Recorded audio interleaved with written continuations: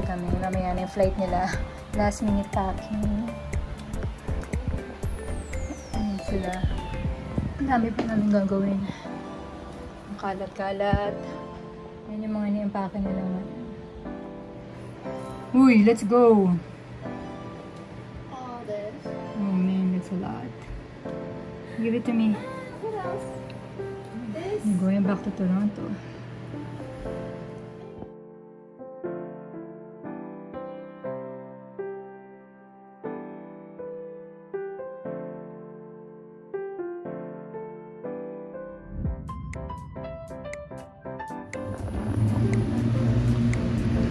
Babalik na sila sa Toronto.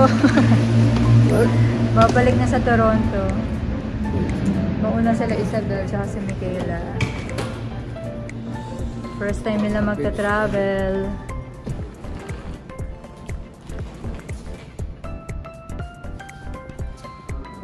It's almost 4 o'clock in the morning. Ang flight nila is at 6 o'clock. Sobrang aga. Ang hirap na mga ganitong flight kasi nakakapagod talaga. Wala akong tulog kahit isang minuto. Kasi parang no point na matulog pa ako. Kasi late na, 12 o'clock na gising pa ako. So sabi ko hindi na lang ako matutulog. So first time nila magta-travel na silang dalawa lang. Babalik sila sa Toronto.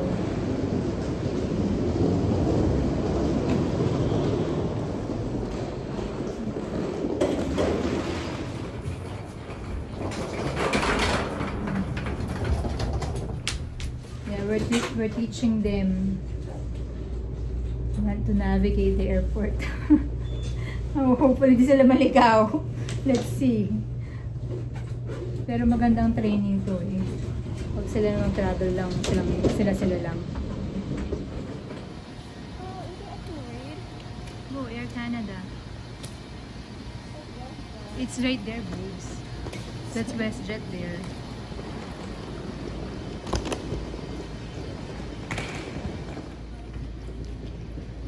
So they're checking their boarding pass. Nakapag-check-in na sila online. So look for your flight number. Flight number. I can see it already. Where? AC1. Ayan o. Yung gate number is C52. Girls, ang hahanapin nyo is yung flight number at saka yung oras ng departure. Departure is at 6 o'clock.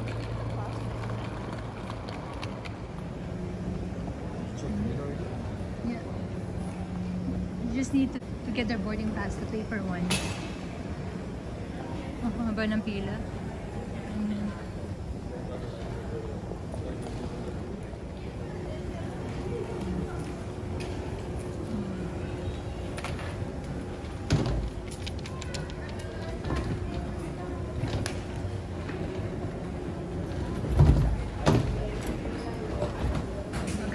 First look how that is doing. Make sure you'll be able to ride the plane, eh? Huh? Bye. We go. Ay, napisan nyo, ang haba ng pilaw, you're late. I'm worried about these two girls. Okay, sobrang init talaga ngayon. Talagang yung electric fan namin, ang dami na. Kasi wala kami aircon dito sa loob ng bahay namin. Kasi nga, hindi uso dito sa Alberta. Well, meron din mga aircon dito, yung ibang mga bahay. Pero, nung nagpa-plan pa lang kaming lumipat dito, meron kaming kapitbahay noon sa Toronto, na taga Calgary siya. Dito siya lumaki sa Calgary. Ang una yung sinabi sa amin kagad, it's walang aircon doon. You don't need aircon. Kasi hindi lahat ng bahay may air condition. Hindi katulad sa Ontario. Parang lahat meron yatang aircon. Pero dito, hindi lahat ng bahay merong aircon. So, ayun. So, kaya ngayon kami, ang dami namin electric fan na nakabukas. 3 dito sa taas, 4. Tapos meron pa kami sa baba, 5. Sobrang daming electric fan. Kasi sobrang init talaga kapag summer dito. Kaya hindi kami nagbubukas ng mga bintana, ganyan. Ayun, sobrang init lang. Kaya pinagpapawisan ka talaga, pagpapawisan ka sa loob ng bahay. Siguro kaya ganito yung pakiramdam namin. Kasi siguro na-adjust yung katawan namin sa lamig. Di ba? Nasanay sa lamig pag winter. Tapos pag summer, init na kami kagad. Kahit nga plus 17 minsan sa labas. Spring weather. Minsan, pakiramdam ko sobrang init na niya. So, yun siguro yung ano dun. Yung body mo nag-a-adjust sa weather kung nasaan ka. Kaya sobrang init dito sa loob ng bahay namin. Nagpapawisan na pati kilig-ilaw. Pawis na kami dito sa loob ng bahay. Tignan nyo. Binuksan na namin lahat ng mga bintana kasi medyo lumamig na sa labas. Hindi naman malamig, pero mas malamig sa labas kaysa sa loob ng bahay. Kaya binuksan namin. Ang baho na. Nangangamoy na kami, grabe. Sobrang init. Hello guys, so yan, inaantay ko na ngayon yung friend ko from high school. Ayan, padating na daw sila. In 15 minutes, darating na daw sila. So, hopefully, hindi sila mainitan dito sa loob ng aming bahay dahil napaka-init ngayon. I think plus 32 ngayon. The past few days, weeks, sobrang init dito. Pumapalo siya ng mga plus 30, plus 32. Ganyan kainit. Pero minsan, kahit ganun yung temperature, dahil ano naman, minsan mahangin dito sa lugar namin, kaya okay lang. Katulad kahapon, napakahangin. Kaya kahit plus 30 siya, plus 32 actually. Ano ang hangin niya, ang ganda, ang sarap sa pakiramdam nung hangin. Today is July, 23. So, kagabi may mga wildfire na nangyayari sa Jasper, in-evacuate yung mga tao doon sa Jasper National Park tsaka doon sa Jasper Town yata. Parang ganun. Kaya parang ngayon, parang may haze ng konti sa labas. Ayan siya, parang madilim. Pero maaraw siya. Pero yung ulap madilim. Ayan, makikita nyo napaka-araw. Pero yung sa sky, it's medyo, grayish. So, andyan na daw sila sa labas. So, yan, ko lang. Ayan yung mga handa ko. Pizza lang. Yan, order lang ako. Ayan.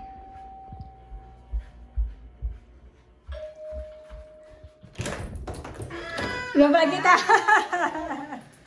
Hello, hi! Jacob, how are you? Pasok kayo. Asan sila? Lorena. Hi! Ang mga bisita natin. Galing silang Saskatchewan! Saskatchewan! Sabi nila. Doon kami bumisita nung nagpunta kami nung di ba? Nag-drive kami. Yes. Okay. Follow natin. Follow nyo ako. Follow natin. Pamilya G. Yan, para makita nyo. Hi. Hello. Pauwi na sila. Sandali lang. Kami sa aming munting tahanan. Yeah. Thank you, Jen! I-hi mo sila, Maylene. Hi, Maylene! Hindi naman yata nakasubscribe yung mga yun eh. Hi, Nan! Yeah. Sino pa? Gusto mo? Sino pa? I don't know. Na ilan. Yung mga ex na. Ex mo, wala mo ako ex dun eh. Wise ka dyan Wala ako naging ex dun no? No boyfriend since birth. Since birth? Yeah. Diba? Yeah, first and last. Sorry. Bye! Lalabas tayo ngayon. Titignan natin kung gaano kausok sa labas. Buti na lang, hindi siya masyadong malamig today, actually. Ayan. So, hindi siya ganun kausok katulad nung dati. Yung last year, sobrang dilim talaga. Ngayon, hindi masyado. Pero naamoy mo yung smoke. Amoy parang may nagsisiga. Yan. So, kaya kailangan sarado lahat ng mga bintana. So, at least, hindi masyadong mainit. So, hindi masyadong nakukulog ang init dito sa bahay. Nagluluto na ako ng lunch namin. Dalawa lang kami ng mama ko today. Kasi nga, as you all know, yung mga bata, nasa Toronto sila ngayon, tsaka si Richard. For vacation. Yun. Hindi na ako nakasama kasi sobrang mahal na ng ticket. Kaya sila na lang. Nauna yung dalawang babae, sila lang nag-travel by themselves. Tapos, sumunod, mga day after, sumunod naman si Richard at si Andre. So, ako lang yung naiwan dito, tsaka yung mama ko. So, ito yung ulam namin for today. Ito, nakikrave ako ng fried chicken. At saka ng okra. Sasawsaw ko to sa bagoong. Yan. Tapos ito yung ginagamit kong breading din dito sa chicken. Favorite ko to sobra. Spicy. Hindi mo na kailangan lagyan ng salt or anything. Basta ito na lang. Malasa na talaga siya. Yan. Gusto ko yung tostang-tosta talaga siya. Yung brown na brown. Ready na ang ating lunch. Ayan na. Kain po tayo. Tapos may coke. Sarap magkamay. Ito na, Mang Tomas ang sinasawsa ko talaga dito sa chicken. Sobrang yung sarap. Chicken. Sausaw natin.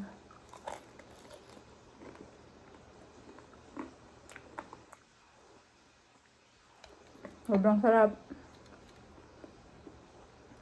Okra. Sausaw sa bagoong.